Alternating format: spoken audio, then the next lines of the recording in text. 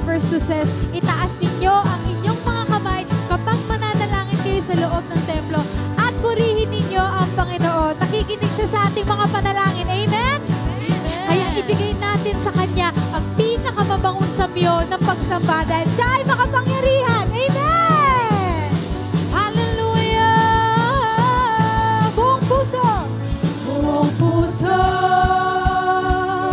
Walang alinlangan, buhay inalay niya. Siya'y si Jesus, tagapagligtas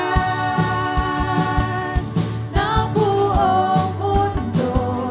Ang tanging daan, siya'y si Jesus.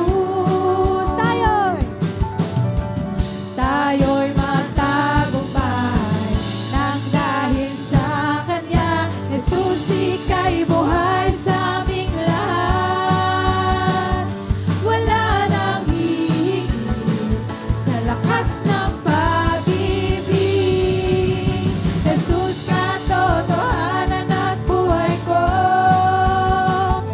Kami napapasayaw sa kalayaan mo. Malaya na kahihiyan at kasalanan ko. Tinawin ang lahat ng liwanag mo. Magpakailanman ang puso't pagtingin itutuon sa'yo lamang.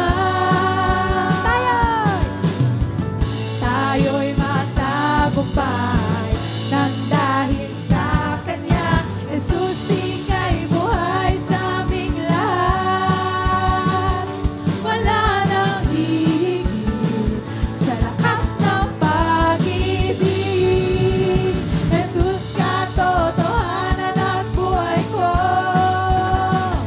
Kami napapasayaw sa kalayaan mo. Malaya na he-he, malaya na he-he, malaya na he-he, malaya na he-he. Oh! Oh, oh, oh, oh. Ngayon ako'y malaya sa'yo. I-declare natin ito para sa Panginoon. Jesus, buhay ka sa akin at nagahari. Oh, oh, oh, oh.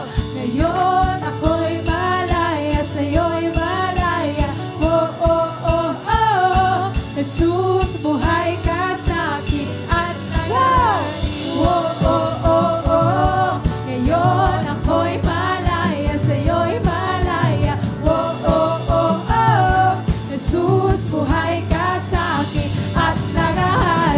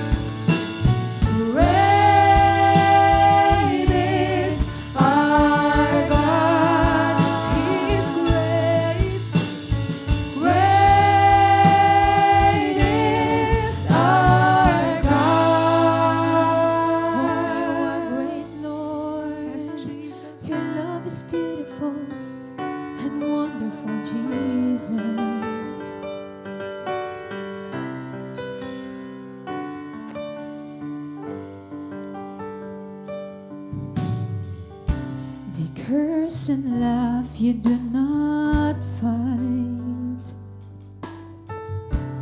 1,000 men yell, crucify. As crimson stains I fill your mind, you look upon me with delight. From throne to cross you came to die, a crown for thorns to bring new life. With every nail I feel your might, you looked upon me with delight. Oh, what love, how can it be? From that cross you looked at me. Oh, what love poured out for me. What a beautiful love. Your death gave way to glorious light, and tears away the chains that bind. No sons and daughters in your eyes, you looked upon us with delight. Oh, what love, how can it be? From that cross you looked at me. Oh, what love poured out for me. What a beautiful love. Oh, what love, oh, what love, how can it be? From that cross you looked at me. Oh, what love poured out for me. What a beautiful love, so glorious, came down unashamed. You called me yours, caught up in your grace. You're all I need. There's nothing more beautiful than your love, so glorious, came down unashamed. You called me yours, caught up in your grace. You're all I need. There's nothing more beautiful than your love. Oh, what love, how can it be? From that cross you looked at me. Oh, what love poured out for me. What a beautiful love. Oh, what love, how can it be? From that cross you looked at me. Oh, what love poured out for me. Oh, thank you, Jesus. What a beautiful love.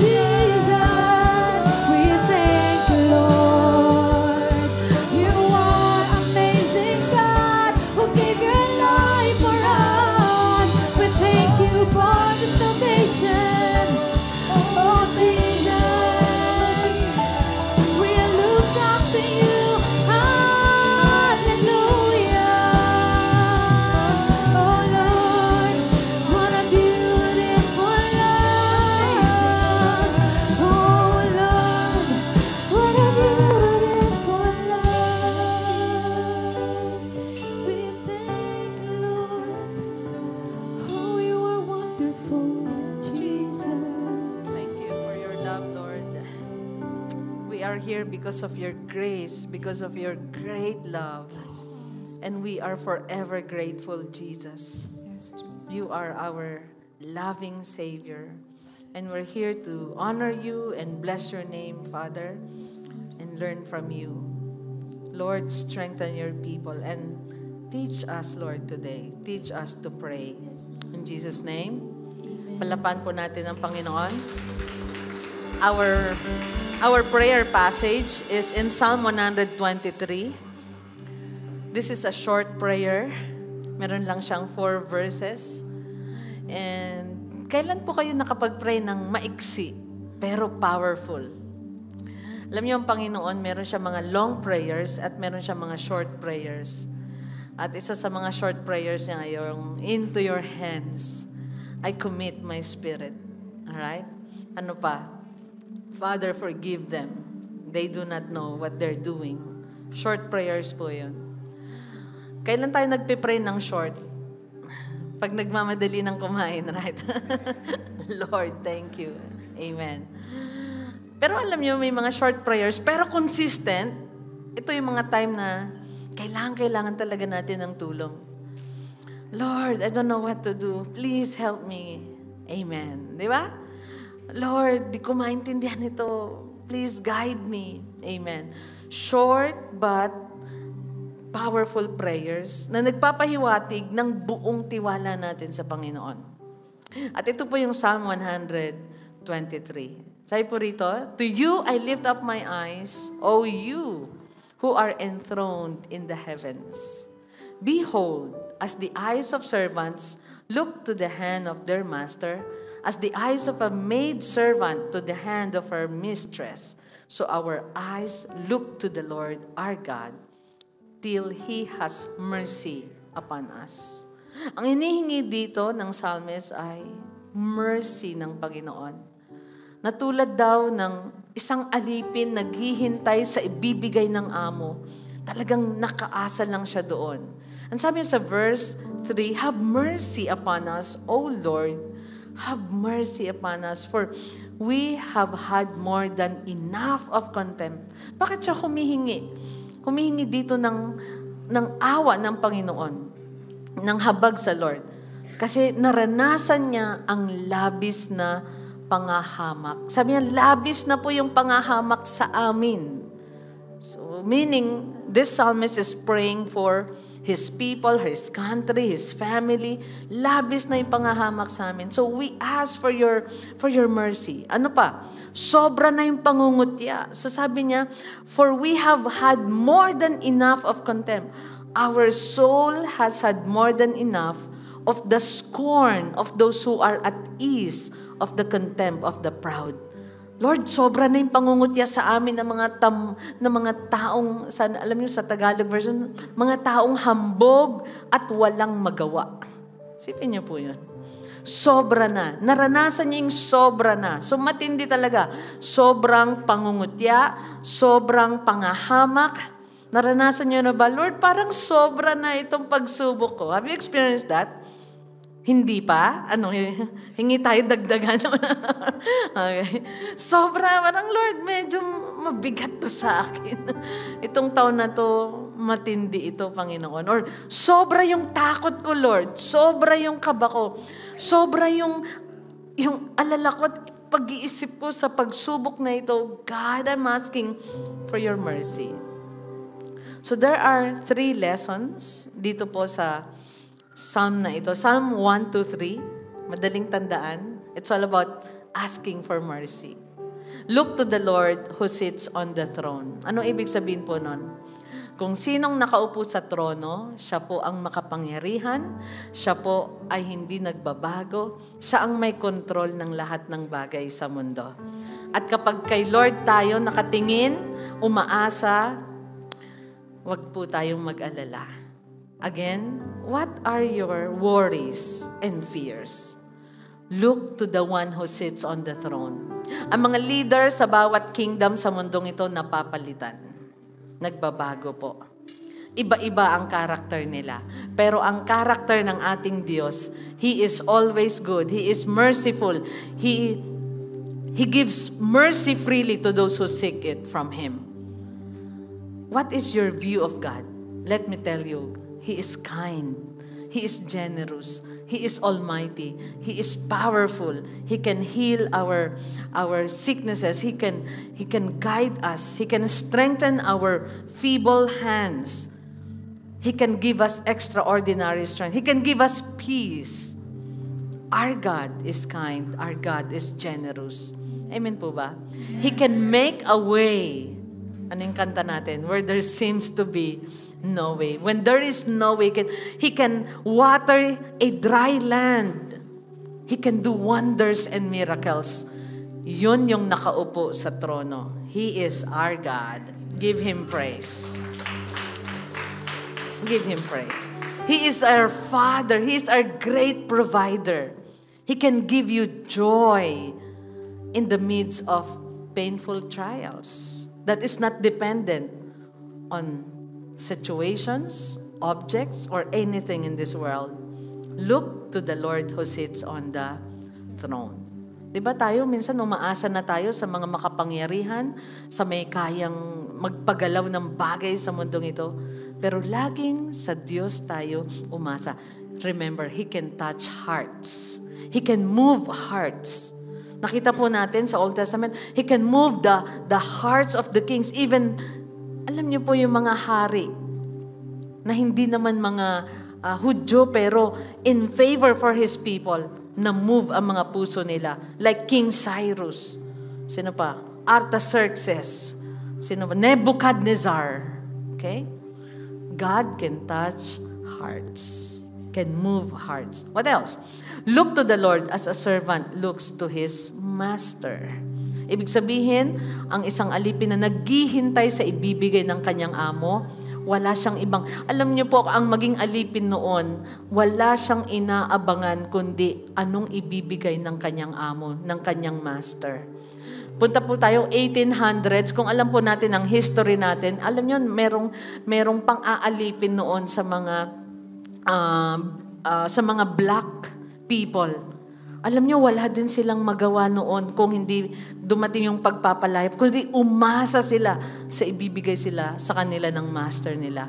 Pero yun po itinuturo nito na pagdating sa Panginoon, hintayin natin ang ibibigay niyang kagalingan, hintayin natin ang ibibigay niyang pag-asa, hintayin natin ang ibibigay niyang kalakasan at pagpapala sa atin. Maghintay tayo sa Kanya. Amen? Are you willing to wait? Amen. Palapakan natin ang Lord. And look to the Lord until His mercy comes. Until His mercy comes. Why? Because His mercy will surely come. Anong karakter ng Diyos natin? Merciful. So look to the Lord who sits on the throne. Look to the Lord as a servant looks to his master. And look to the Lord until His mercy comes. Huwag tayong mainip dahil ang Diyos natin, He never fails. Lift your hands and let us pray together. Hilingin mo ang kailangan mo ngayong umaga. Lord, sa nangangailangan ng kagalingan, my brothers and sisters, wala po silang ibang inaasahan kundi Ikaw. Sa inyo sila nakatingin, sa inyo sila naghihintay ng ibibigay niyong provision, ng ibibigay niyong kalakasan, restoration of health. Lord, doon sa mga kailangan bumalik sa kanilang mga doctors, Father, I ask for your guidance and for your miracle healing to be upon them. Oh God, give them faith to believe that you are our great doctor. Lord, sa mga naghihintay, Panginoon, ng wisdom, Lord, ng favor, naghihintay, Ama, ng bukas na oportunidad, naghihintay, Panginoon, Lord, ng galaw mo sa buhay nila, kahabagan niyo po sila at tulungan niyo ang bawat isa sa amin. Sa iyo kami humihingi ng tulong, ng habag, ng awa. Lord, hinihiling din po namin ang aming mga pamilya, ang aming anak. Lord, bigyan niyo sila ng kaligtasan, bigyan niyo sila ng karunungan, bigyan niyo sila ng proteksyon. Lord, hindi 24/7 na naroon kami sa kanila, but we entrust them into your loving care. Thank you, God. Doon sa mga nakaranas ng labis na pangahamak, labis na pangungutya, labis ang persecution sa kanila, labis, Panginoon, yung panggigipit sa kanila. Father, I pray, let justice flow into their lives, into their hearts, and peace. Bigyan niyo sila ng kapayapaan na lahat ng umaasa sa inyo ay hindi po mapapahiya, Panginoon. Because our God is kind, is good, loving, and generous. We put our complete confidence and trust to you alone, Lord. Thank you dahil meron kaming Ama na matatawagan sa lahat ng oras. Again, Lord, our eyes, Lord, are fixed on you. We lift our eyes to you. Oh God, you are enthroned in the heavens. And we love you. We adore you. In Jesus' name we pray. Everyone say, palapakan po natin ang Panginoon. God bless you. You may be seated. And here's our Sister Jazz for our tithes and offering.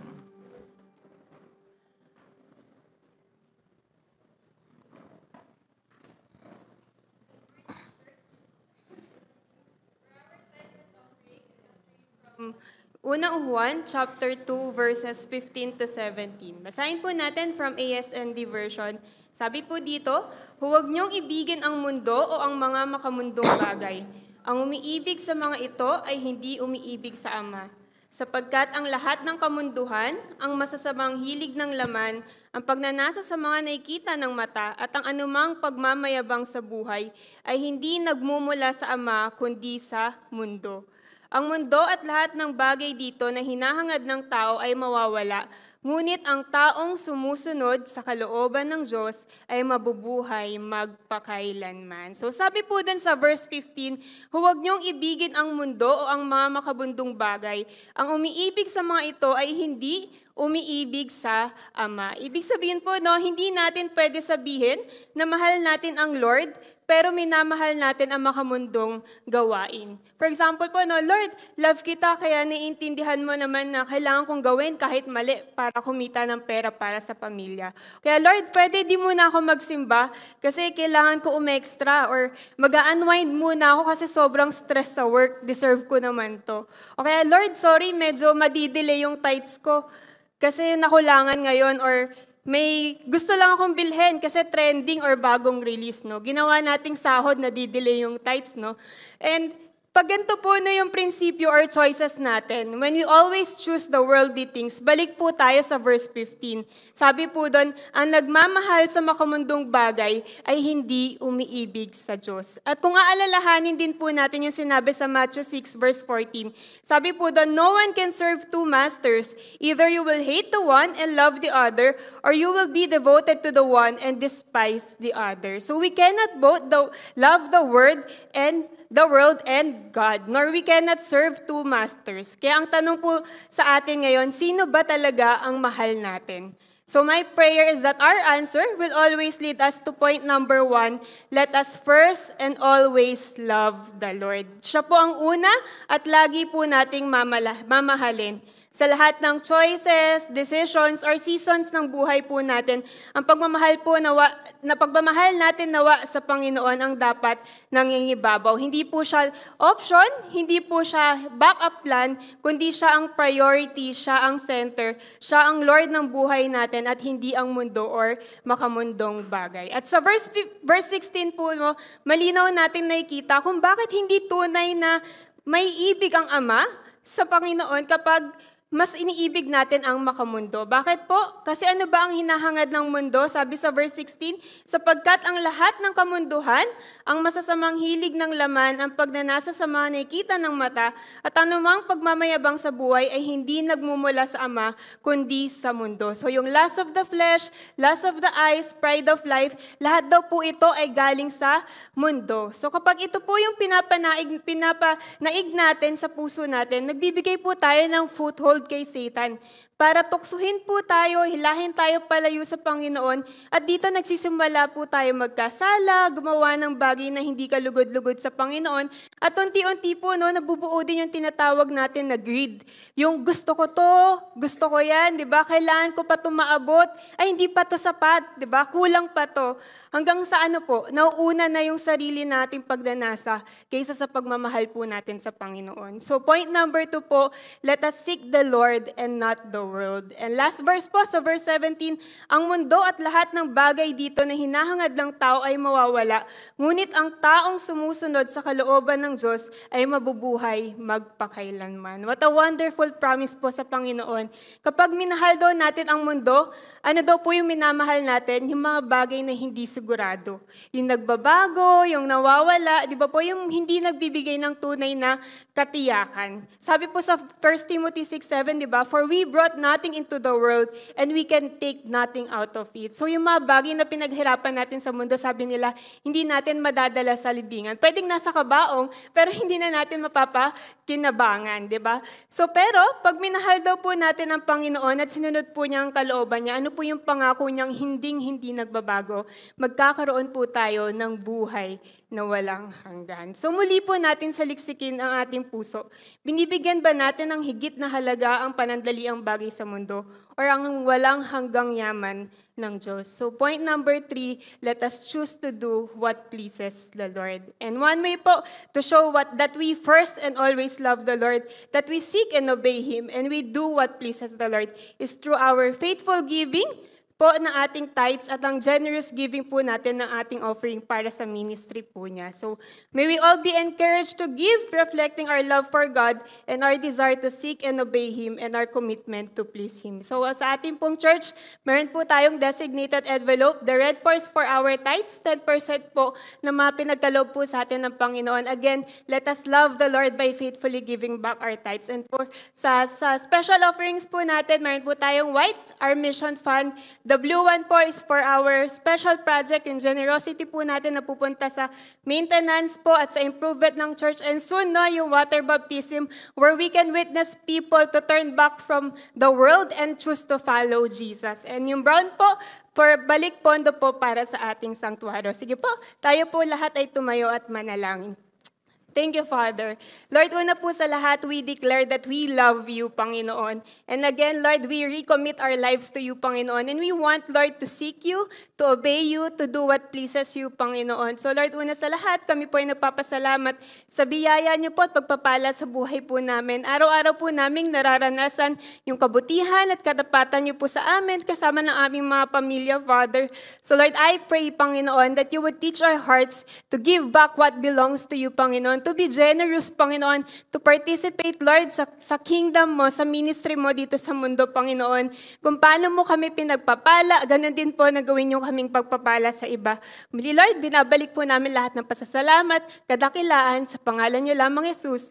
Amen and amen. Let us give out to the Lord.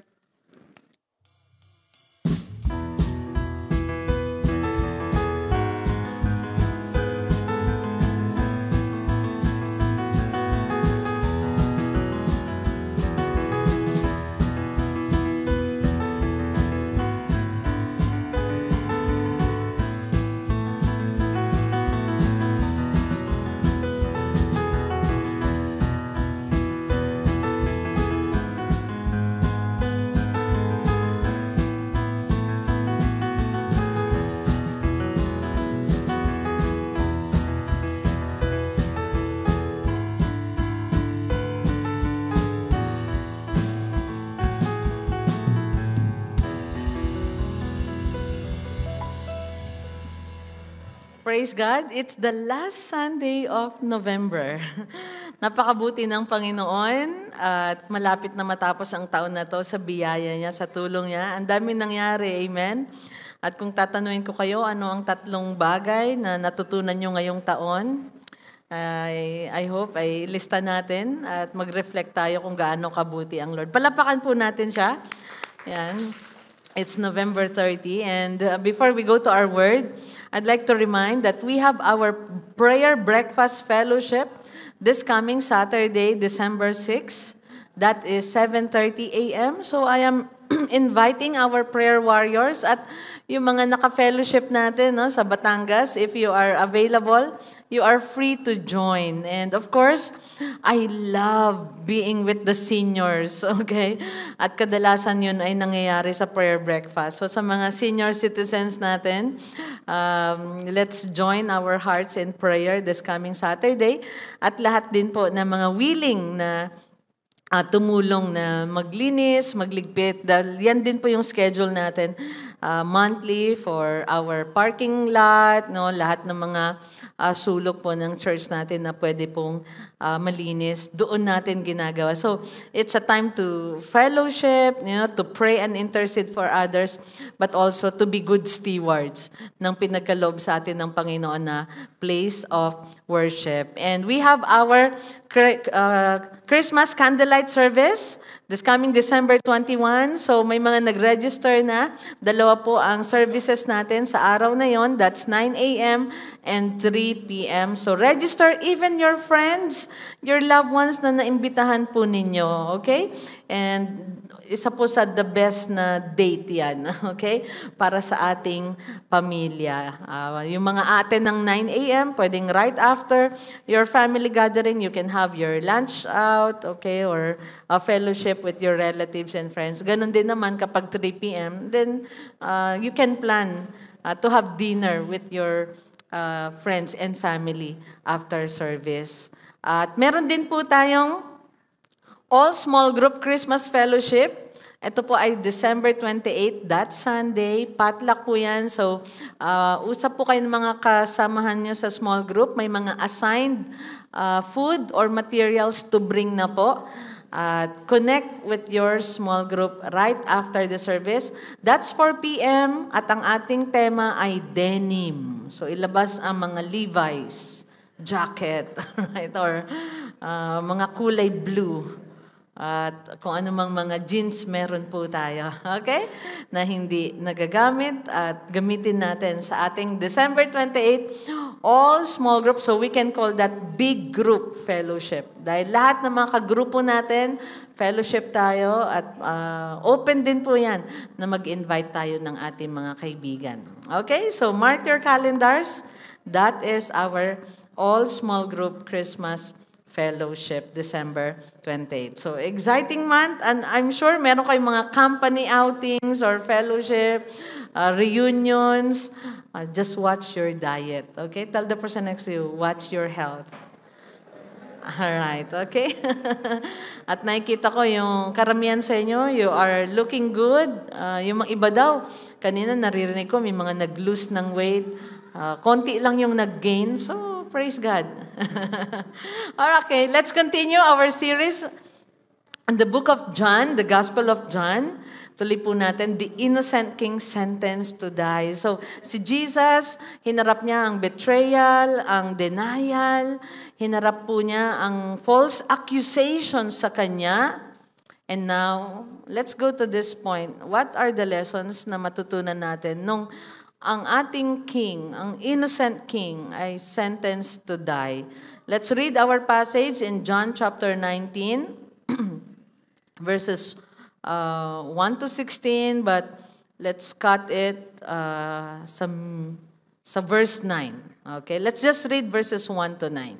Then Pilate took Jesus and flogged him, and the soldiers twisted together a crown of thorns and put it on his head and arrayed him in a purple robe. They came up to him saying, "Hail, King of the Jews!" and struck him with their hands. Pilate went out again and said to them, "See, I am bringing him out to you, that you may know that I find no guilt in him." So Jesus came out wearing the crown of thorns and the purple robe. Pilate said to them, "Behold the man." When the chief priest and the officers saw him, they cried out, "Crucify him, crucify him." Pilate said to them, "Take him yourselves and crucify him, for I find no guilt in him." The Jews answered him, "We have a law, and according to that law, he ought to die because he has made himself the Son of God." When Pilate heard this statement, he was even more afraid. He entered his headquarters again and said to Jesus, "Where are you from?" But Jesus gave him no answer. Let's bow down our heads. Let's pray. Father, thank you for your word. We are here because we want to learn from you. You are our great teacher, Holy Spirit. Give us understanding. And Lord, move our hearts. Transform it, Lord. Make our hearts obedient to your will. Help us to suffer for doing good. Give us that power, that courage, Lord, tulad ng ginawa ninyo, Panginoon. Give us that strength, dear Holy Spirit. Natayuan lagi ang katotohanan. Kahit na may pain, may suffering, may persecution. You are our model. Help us to be more and more like you. In Jesus' name we pray. Everyone say, Amen. Palapakan uli natin ng Lord. Tatlong parts po ang aking isi-share sa inyo sa story na to. Number 1, the king is humiliated, the king is rejected, and the king is sentenced to die. Let's read that part na ang Panginoon ay humiliated po siya. Remember, there are times na madali lang po na pahiyain ang isang taong gumawa ng masama. Pero kailangan nating maintindihan ng isang taong gumagawa ng kabutihan, nasa katotohanan, ay pwede rin pong hiyain. Okay?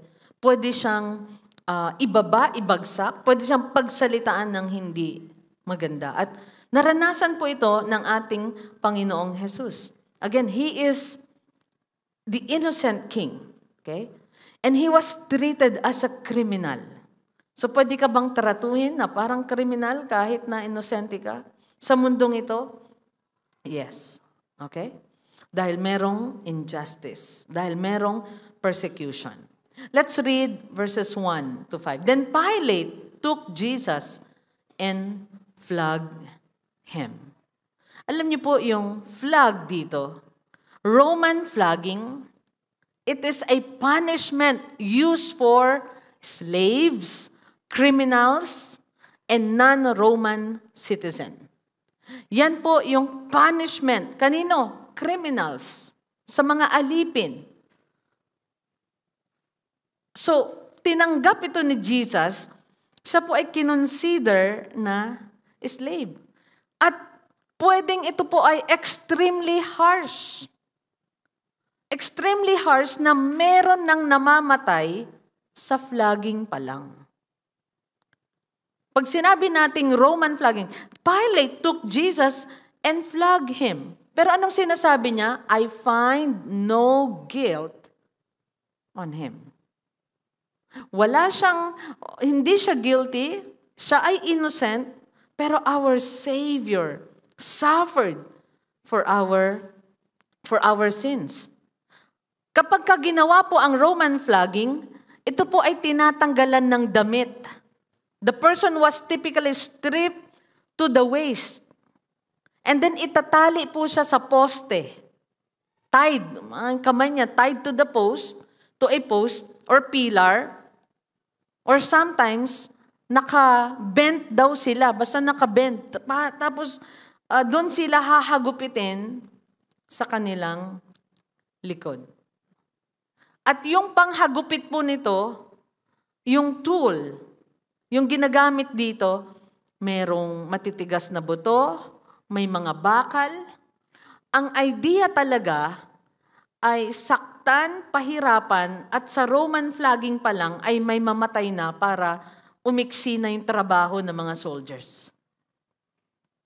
Kaya nga po maraming nagsasabi na Jesus is physically strong and healthy dahil nakayanan niya ang Roman flogging. Ang idea din ay para i-torture ang isang kriminal, magsalita na kaagad, umamin na kaagad, para matapos na. Merong mga nauubusan ng blood doon pa lang sa Roman flogging. Talagang ang idea ay, alam mo yung yung man's back into strips. Talagang sugatan ng matindi. According to some Bible scholars, few remained conscious throughout that process. Isipin niyo po, bihira yung nakakatagal sa Roman flogging. And that's why Jesus must have been so healthy and strong, pero He suffered that pain. Kaya yung kaninang inawit natin, kung narinig niyo yung beautiful love, damang-dama ko, Lord, you did this for us. You suffered for us. Pilate took Jesus and flogged him. At ano pa? And the soldiers twisted together a crown of thorns and put it on his head and arrayed him in a purple robe. That is to mock Jesus.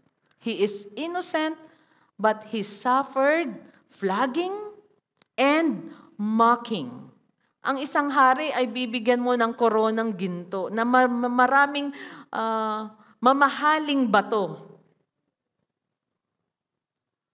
One time, napanood niyo po ba yung ano pa ang mga bato na nasa crown ng Queen of England? Grabe, nung inaaral po yun, ang dami pong magagandang bato roon. Parang sabihin natin, isa pa lang ay mamahalin na. Pero ang ibinigay po nila sa kanya ay crown of thorns na nung ipinatong ito sa ulo niya, ay nag-create pa ng pain at naglabas ng blood sa head niya. He was humiliated. Ano, ang ganda po na aralin natin para matutunan natin yung suffering at sacrifice ng Panginoon. Sa mga kabataan, there are times that we will experience suffering.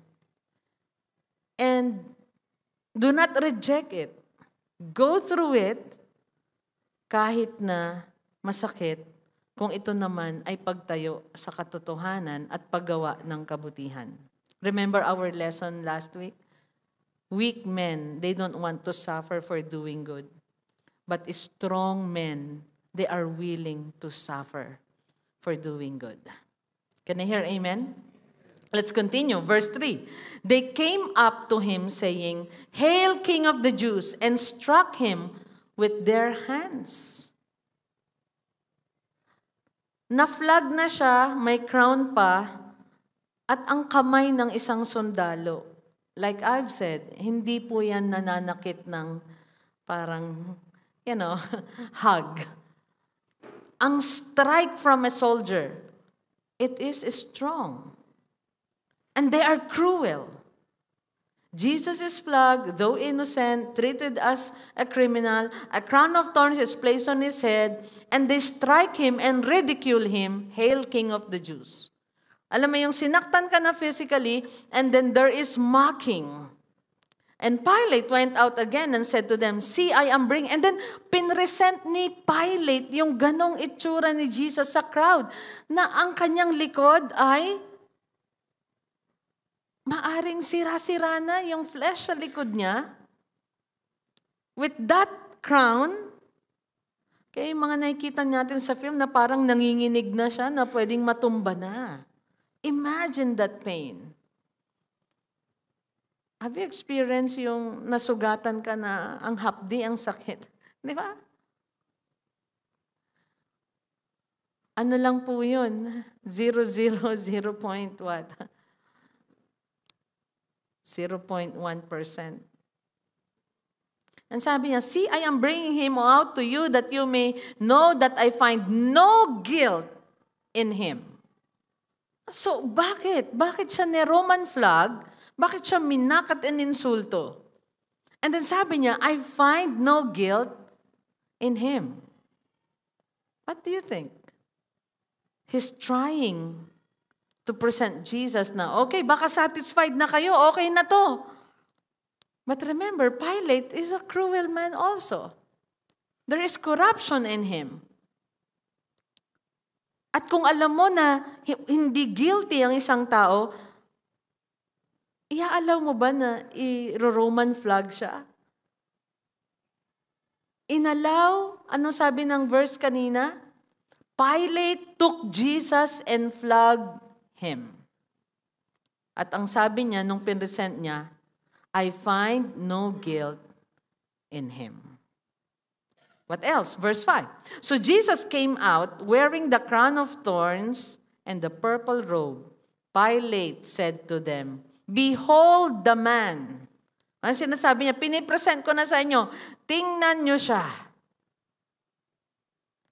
But you know what? Andun pa rin ang dignity ng Panginoong Jesus. He did not retaliate. Nandun yung pagharap niya sa tao at yung kanyang innocence. Alam ni Pilate, sabi niya, I find no guilt in him. Pilate, marami nang dumaang kriminal sa harapan niya. Alam niya ang isang tao pag guilty or hindi. Ilang beses niyang sinabing, I find no guilt. So sabi niya, Behold the man. So anong mga naranasan ni Jesus? Stripping of clothes. And by the way, si Matthew, sinulat po niya yung striking and spitting. May spitting pa pong kasama yon. Ano ba? Stripping of his clothes, flogging, spitting, striking Jesus on his head. Ano pa? Si Mark and Luke, sinulat nila yung suffering ni Jesus na blindfolded pa siya nung ini-strike siya sa ulo. At sinasabi pa sa kanya, hulaan mo kung sino ang pumalo sa ulo mo. So kung pagsamasamahin natin lahat yung sinulat ni John, ni Matthew, ni Mark, ni Luke, sasabihin talaga natin, sobra na. Parang yung Psalm 123 kanina. Sobrang pangungutya, sobrang pangaalipusta, sobrang mocking, sobrang suffering. Kaya alam nyo, kapag tinitignan natin si Jesus, and then tignan natin yung suffering natin, iba talaga pag nakafix yung eyes natin sa Kanya. Because we can see His suffering, we will see His suffering, His love, His humility, His obedience, His faithfulness, His kindness, His goodness. He is our perfect model. Can I hear amen? And that's why it is good to fix our eyes on Jesus. At nakita natin ang mga taong ito nang walang Kristo, ano pong nangyari? Wicked, cruel, and hostile. Without Christ in our lives, we are wicked and prone to cruelty and hostility. Tingnan niyo po, kumusta yung buhay natin noon nung wala tayo kay Christ? Diba? Ang dali-dali lang sa atin, mag-akusa. Ang dali-dali lang sa atin, manakit. Ang dali lang sa atin, magsalita ng liko. Magsalita ng pambabatikos at pangbagsak sa mga tao. We are prone to cruelty and hostility. Without Christ, we are cruel. Kahit sa animals, naging cruel tayo. Naalala nyo yung mga panahon noon, kahit walang kasalanan ng aso natin at pusa, tinamaan ng ating bagsik. Sino na, di ba? Nakaranas. And there are people who are cruel to people around them. They are cruel to their coworkers. They are cruel to their countrymen. They are cruel to animals. And cruel talaga. Nakikita natin yung kanilang galaw without Christ. At naranasan yun ng Panginoon. Tandaan po natin, makasalanan talaga tayo kung wala ang Panginoong Yesus. Pero sa Kanya may kapatawaran. But let me give you a verse na nagsasabing talagang ang tao ay makasalanan. Romans 3:9, What then? Are we Jews any better off? No, not at all. For we have already charged that all, both Jews and Greeks, or Gentiles, are under sin. As it is written, none is righteous, no, not one. No one understands, no one seeks for God. All have turned aside, together they have become worthless.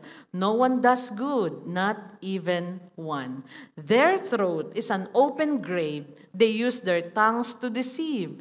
The venom of asps is under their lips. Their mouth is full of curses and bitterness. Their feet are swift to shed blood. In their paths are ruin and misery, and the way of peace they have not known. There is no fear of God before their eyes. Pag walang paggalang at pagkilala sa Panginoon, napakadali lang maging masama, maging cruel, maging hostile. Walang compassion. Naranasan ni Jesus yon.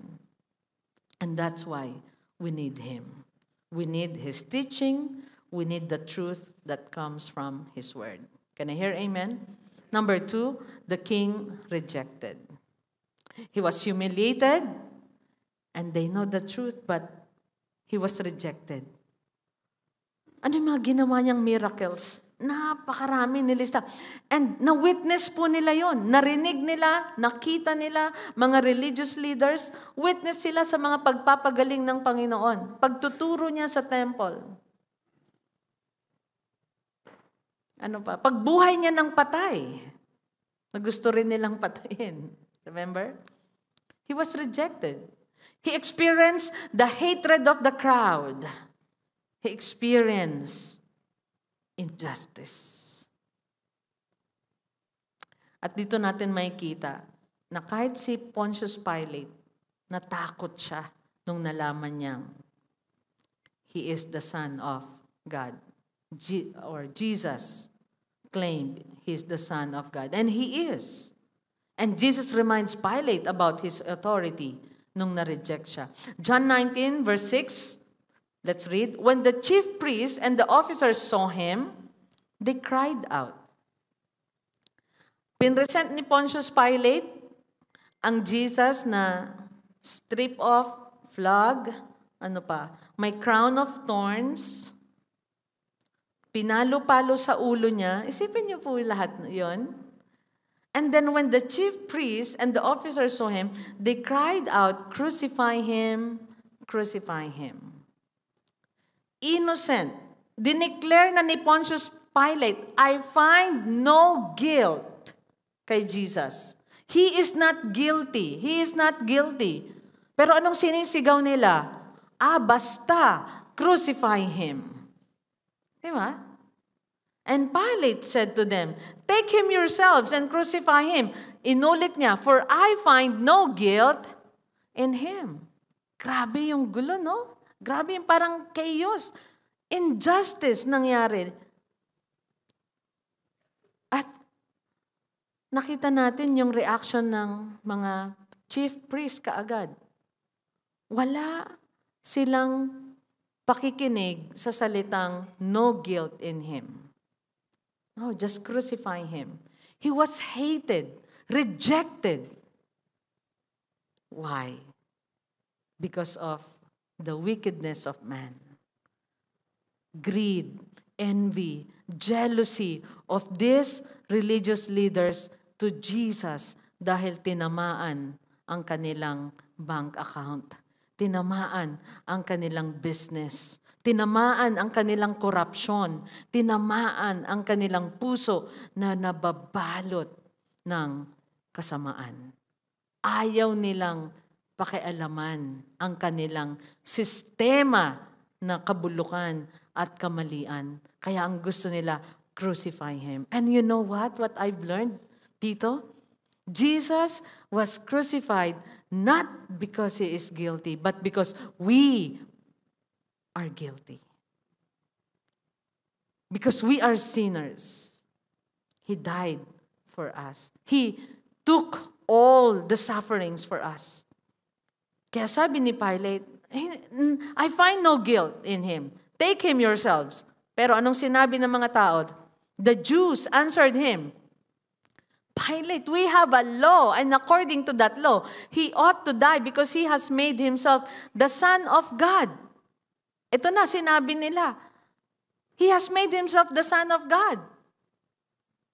When Pilate heard this statement, he was even more afraid. You know why? Because hindi siya guilty.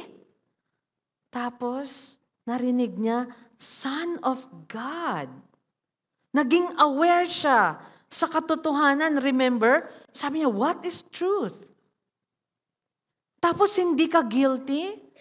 Tapos hindi ka shaken? Sa aking authority, you are not intimidated. And then you are the Son of God. And he was even more afraid. Remember, this guy, alam niya kapag guilty o hindi ang isang tao at natakot.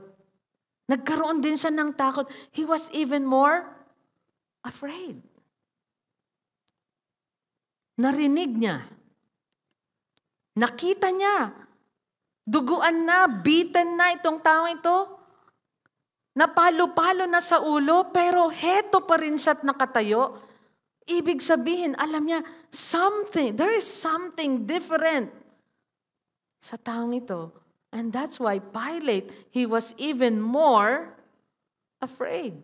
So he entered, verse 9, he entered his headquarters again and said to Jesus, ano sabi niya? Where are you from? Alam nyo, ang isang Pontius Pilate, ang isang governor, kapag alam niyang guilty, talagang diretso na. Pero ito, tinanong niya pa ulit, where are you from? But Jesus gave him no answer.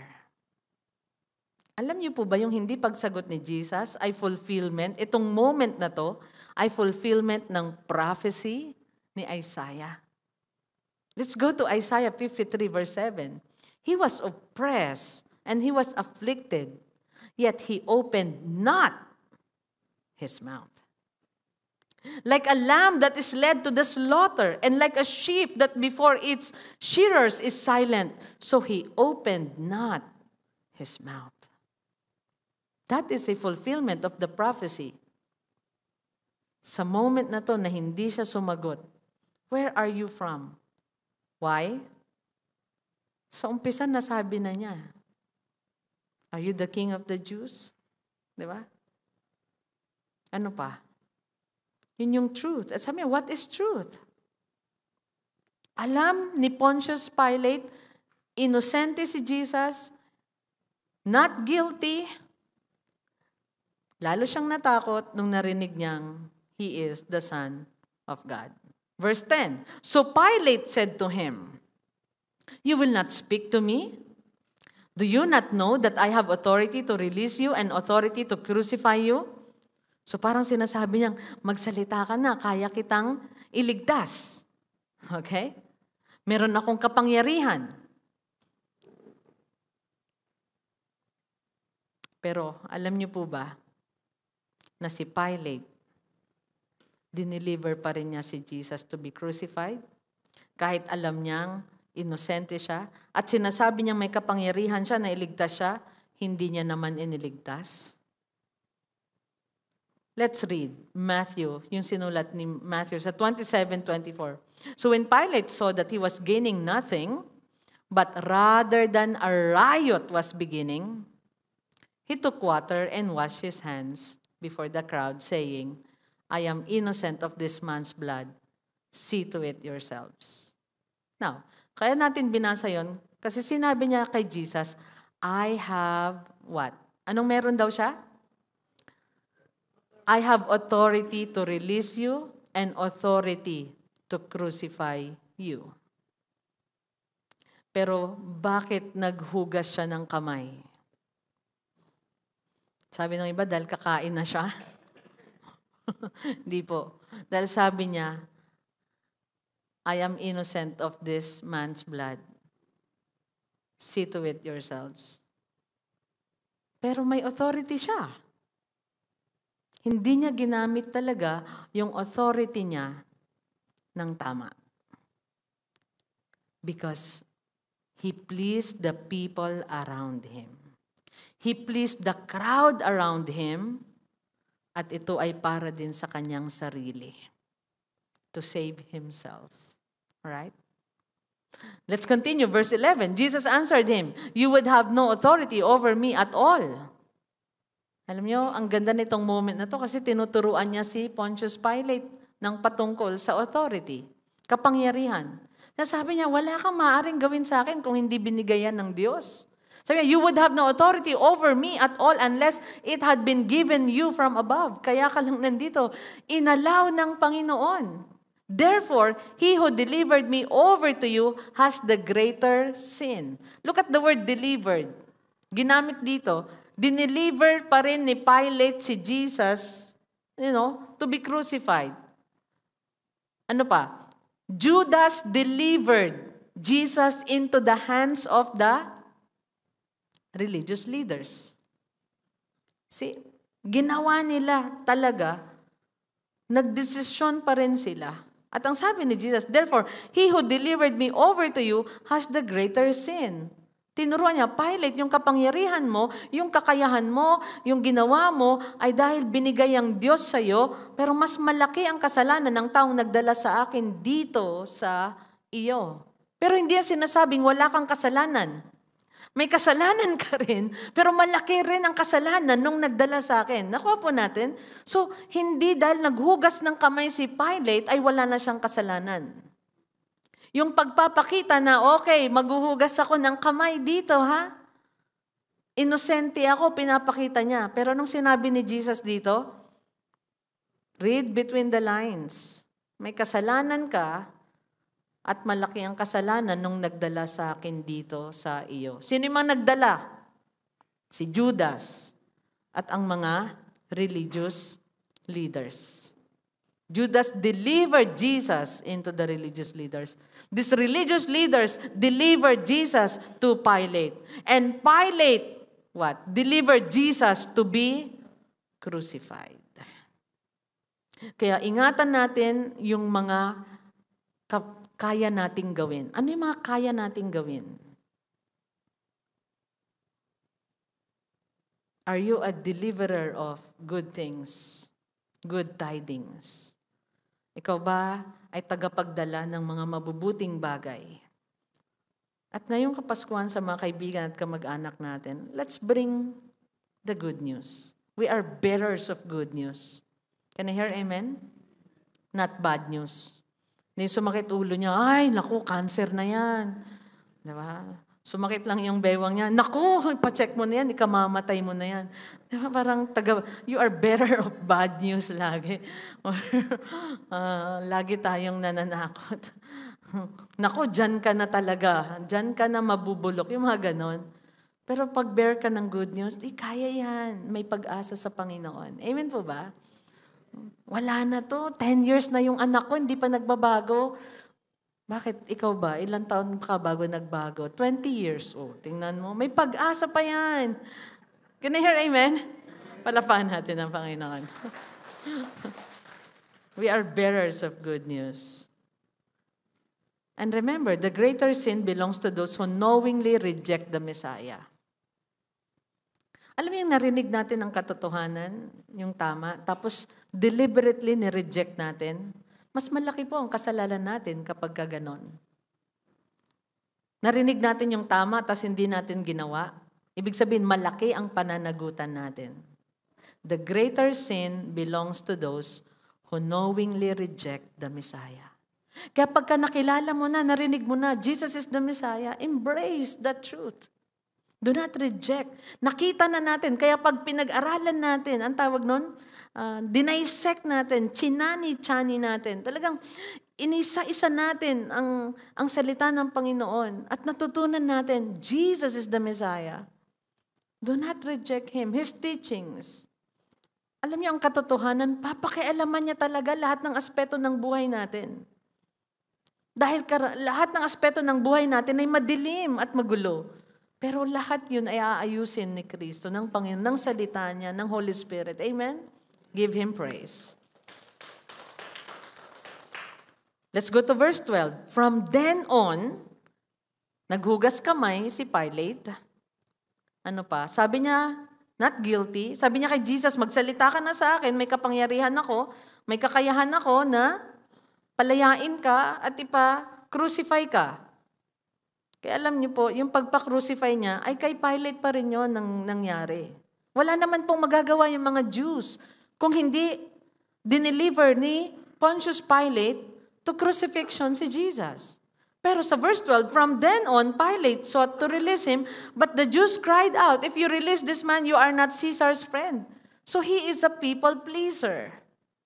Kasi alam niya, may kapangyarihan siyang i-release siya, alam niyang not guilty si Jesus, pero dahil sa sigaw ng mga Hudyo, if you release this man, you are not Caesar's friend.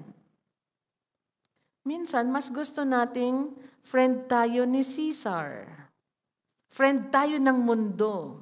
Friend tayo ng mga taong sa tingin natin makapangyarihan, pero kung kalaban naman natin ng Diyos, wag na lang. Can you hear amen? Obey God rather than men. Kung dahil sa kaibigan mo ang taong ito, nalalayo ka naman sa Panginoon, then it's okay to be disconnected with that friendship, with that connection. Can I hear amen? Sa mga young people, teenager, kung dahil sa relationship mo na tinatago, nalalayo ka naman sa magulang mo, sa kaibigan mo sa Panginoon, nalalayo ka sa maayos na pamumuhay, disconnect. Cut that relationship. Can I hear amen? Young people? At kahit yung mga absent, dahil sa trabaho nila ngayon, sa online, kung nakikinig kayo. Alright? And begin again. Sabi dito, everyone who makes himself a king opposes to Caesar. So nandun yung kanilang pang-pressure kay Pilate. You are no friend of Caesar, and everyone who makes himself a king opposes Caesar. Sinasabi na lang, you're a threat to Caesar kapag hindi mo ito ginawa. So tinry ni Pontius Pilate na i-release si Jesus, pero ang sigaw ng crowd ang nanaig. At tandaan po natin, alam niyo po ba, may asawa si Pilate? Kahit asawa niya, nagpaalala kay Pilate, huwag mong gawan ng masama itong taong ito. Let's read that passage. In Matthew 27:19-20, sabi niya, besides, while he was sitting on the judgment seat, his wife sent word to him. Ano sabi ng wife niya? O sumulat, o isang servant nila, sundalo. Sabi niya, have nothing to do with that righteous man. What a word from his wife. Alam ng wife niya, that man is righteous. Have nothing to do with that righteous man, for I have suffered much because of him today in what? In a dream. Nagpakilala ang Panginoon sa kanya in a dream. He is a righteous man. Now, the chief priests and the elders persuaded the crowd to ask for Barabbas and destroy Jesus. Sipin niyo po. The crowd persuaded Pilate to crucify Jesus, and the crowd persuaded, the priests, the chief priests and the elders persuaded Pilate to crucify Jesus, and they persuaded the crowd to ask for Barabbas. Ibig sabihin, pinagkakausap at sinigaw nila, lahat kayo, isigaw ninyo ha, crucify Jesus. Crucify Jesus. Ano pang isisigaw namin? Free Barabbas. Crucify Jesus. At yun nga po ang isinigaw. At maging maingat po tayo sa pagsali natin ng crowd. Kadalasan sa crowd, there is chaos. Emotion ang mas mataas kadalasan sa crowd. At hindi yung tamang pag-iisip. Naranasan niyo na po ba yun? Sino yung mga nakasama sa mga gang war? Nakasama ka na ba sa gang war? Hindi. Yeah, your skin is flawless, so I'm sure. Wala, no? Sino yung mga nakasama dati? Yung mga batch ng mga nabuhay ng 80s. Sino dito yung mga 70s, 60s? May mga grupo-grupo dati. Di ba? Okay. At grabe, yung emosyon. Tara, alam mo yung hindi mo naintindihan, sumama ka na lang.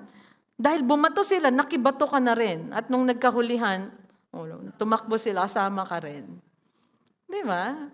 Ganon din po dito. Be careful sa tinatawag nating friends, sa sinasamahan nating group. Okay? Ano pa? One time, sabi, sino ba yung nagtanong sa akin, kasali po ba kayo sa yung pangalan ng sasakyan namin, Wigo Club Group? Sabi ko, gusto ko sana pero meron na akong group. 2 lang kami sa aming Wigo Club Group. Sino po kayo? Si Aldrin.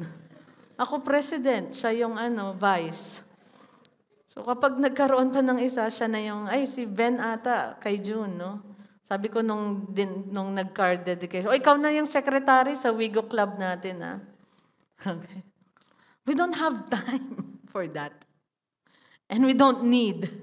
All right? But if there's a good purpose or vision, go. Pero tahimik na kami sa aming group. Di ba, Doreen? Kailan ba papalitan? After 10 years pa daw. Okay. Be careful. Be watchful. Amen? That's a good warning, right? Without Jesus, hearts are closed to the truth and hardened by pride. Kung wala si Jesus kanina, we are cruel and hostile. Without Jesus, alam niyo ang puso close to the truth and hardened. Nagiging matigas ang puso. Dahil sa pride. Kasi ang Panginoong Jesus, merong truth, may compassion, may humility, may obedience. Ang laki ng pagkakaiba. Thank God, binago tayo ng Panginoon. And lastly, the king sentenced to die. He was sentenced to die. John 19:13-16. Let's read verse 13. So when Pilate heard these words, na-pressure siya. Hindi ka friend ni Caesar? Okay? Crucify mo siya. So when Pilate heard these words, he brought Jesus out and sat down on the judgment seat at a place called the Stone Pavement, and in Aramaic, Gabata.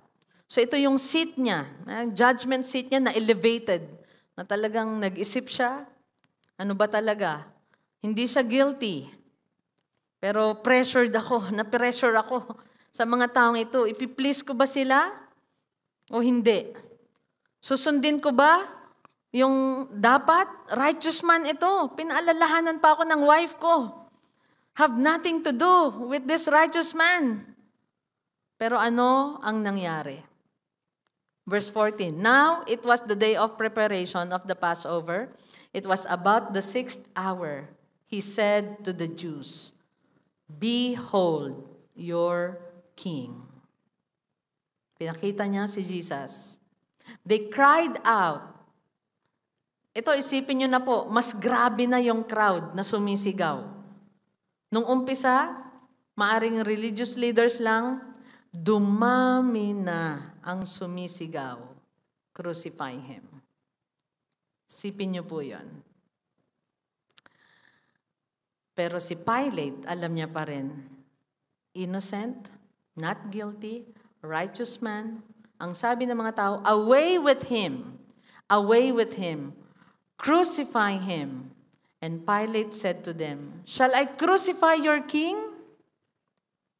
Andun na po yung tanong pa niya, shall I crucify your king? The chief priest answered, we have no king but Caesar. So he delivered him. Look at the word. He. Who delivered Jesus to be crucified? Pontius Pilate. Persuaded by these people. So he delivered him over to them to be crucified. Alam niyo po, pag ang crowd, galit lang ang laman ng puso. Emosyon lang na galit ang nasa puso. Ano pa? Anong nagtulak doon? Greed, envy, and jealousy. The wickedness of man can push, can put someone sa death row just because of that emotion. Kaya makayong mapagbantay po tayo. Nagsimula sa kakaunti, dumami po ang nagsisigaw na crucify him. Minsan, we go with the flow ng mundong ito. Be watchful. Can I hear amen? Sabi niya, so he delivered him over to them to be crucified. Pilate, he is simply an example of a man who lacks decision of character. He does not possess the courage of his convictions. Pilate is an example of pleasing people. Pilate is an example na nagpadala siya sa daloy at sistema ng mundong ito. Pero ano po yung nakita natin dito? In control pa rin ba si Jesus? Yes, He is. God's plan is still flowing, pushing through. God's plan of salvation is moving forward through human evil. Kaya kahit na masama ang nangyayari, patuloy tayong umasa sa Diyos, magtiwala sa Kanya. Fix our eyes on Him. And what are the lessons? What are the application lessons na makuha po natin dito sa narrative na to, sa story ni John about our innocent King? Jesus endured injustice for our salvation. Remember that, for our salvation. Thank God. And that's why let us love Jesus forever. Rejecting Jesus always leads to bondage. Nireject nila si Jesus, they are in bondage of what? Envy, greed, jealousy. They are bondage of money. They are bondage of power. Ano pa? Fear of people can silence obedience to God. Fear God and not men. Can I hear amen? Di bali ng kalaban ang tao kung ang kakampi mo ay Diyos. Amen po ba? Always obey God.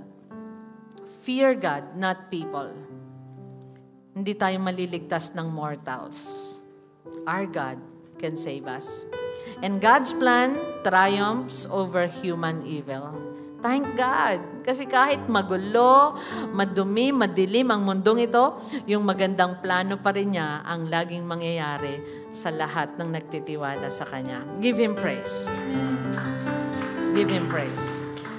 1 Peter 3:18, for Christ also suffered once for sins. See, He suffered.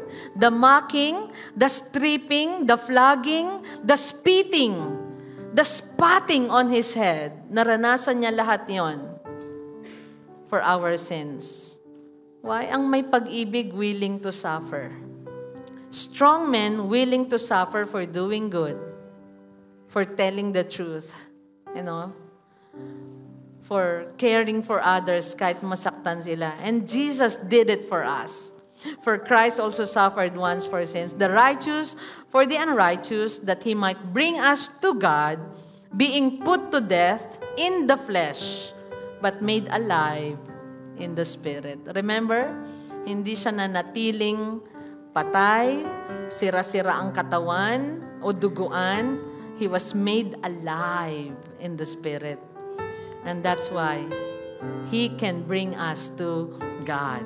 We are saved. You are saved because of the Lord Jesus Christ.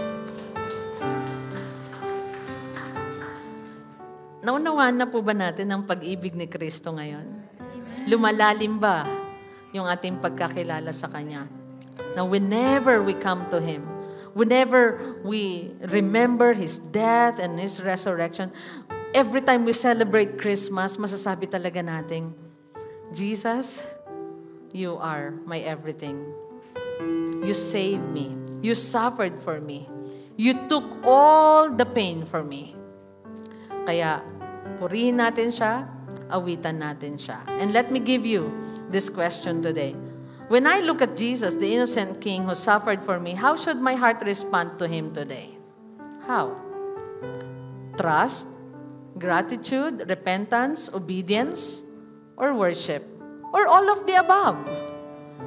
But in your present walk with Jesus, Bilang hari siya sa buhay mo. What is He asking you to do?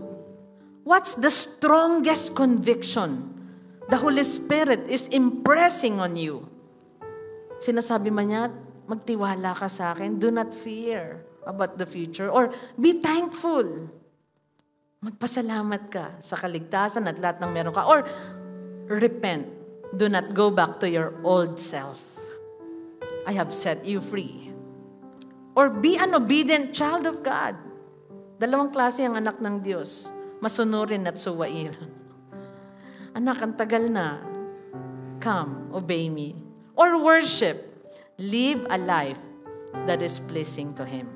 Ano man po yun, answer that and be a blessing to your group. Let's stand and sing for Jesus. Because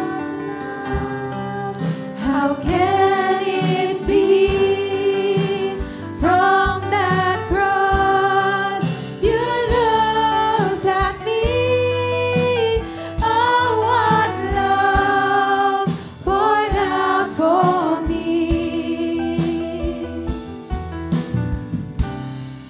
What a beautiful love.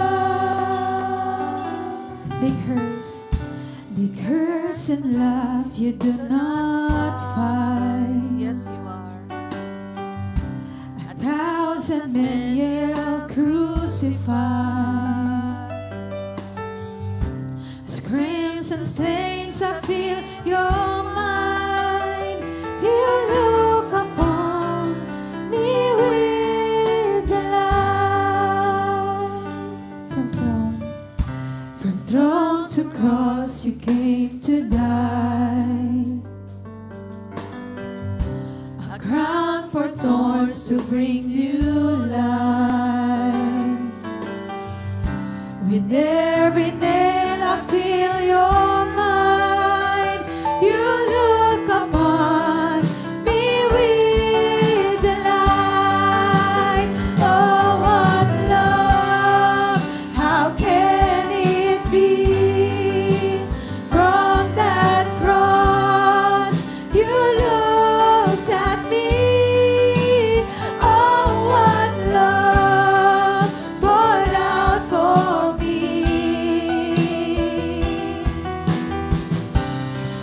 What a beautiful love, oh what love, oh what love. How can it be? From that cross you looked at me.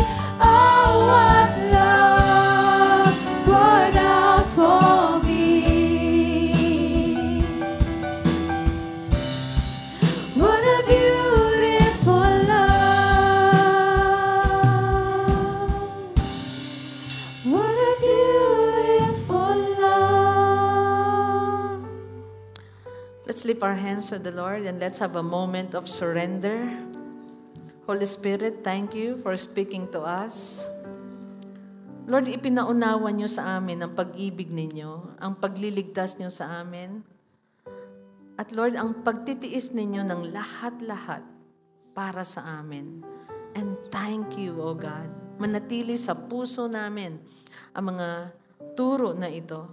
Teach us, Lord, to not fear ano man ang dumating sa buhay namin, kundi maging buo lagi ang tiwala namin sa inyo. Help us to be thankful sa lahat ng sitwasyon sa aming buhay. Lord, lahat ng ito ay dapat naming ipagpasalamat dahil ikaw ang kasama namin and you have endured everything. You have overcome everything at walang hindi kami mapagtatagumpayan because, Lord, you are our Savior. We have the Holy Spirit. Thank you. And Father, help us to walk in obedience.